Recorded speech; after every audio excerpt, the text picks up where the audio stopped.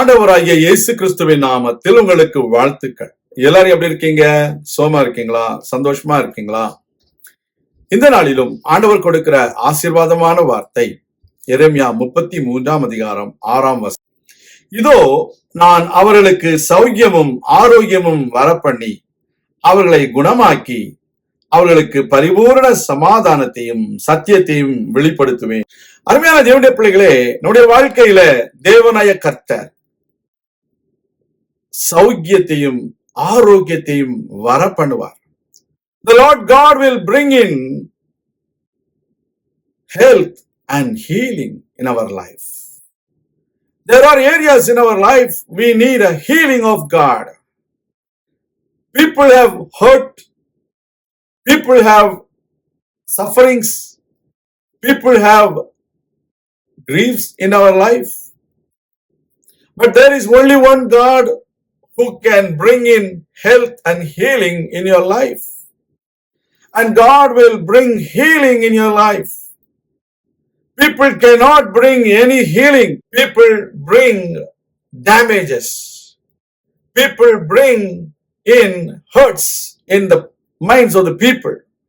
So we need to always believe that only God can give you healing and health. Not only healing, but God is going to give you abundance of peace, and He is going to reveal the truth. We are going to know the truth, the word of God, by receiving healing from God. We will understand only God can heal us.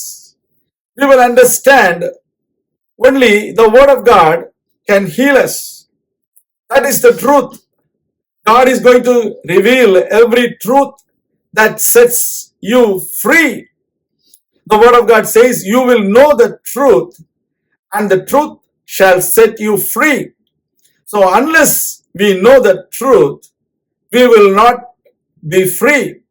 So we need to understand the Lord will bring healing and health in everyone, those who are under captivity.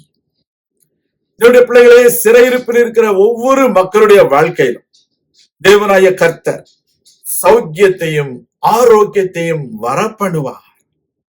அவர்களை குணமாக்குவார். அவர்களுக்கு பூரண சமாதானத்தையும் சத்தியத்தையும் தேவன் கொடுப்பார். The peace that passeth all understanding will engulf in your mind and engulf in your hearts, so that you will declare only the Lord can bring in health and healing in your life. இந்த உலகத்துல அநேக கஷ்டங்கள், பாடுகள், வியாதிகள், துன்பங்கள் இவைகளுக்குள்ளே போய்கொண்டிருக்கிறீங்களா? கர்த்தர் உங்களுக்கு சுகத்தை கொடுக்க விரும்புகிறார். கர்த்தர் உங்களை குணப்படுத்த விரும்புகிறார்.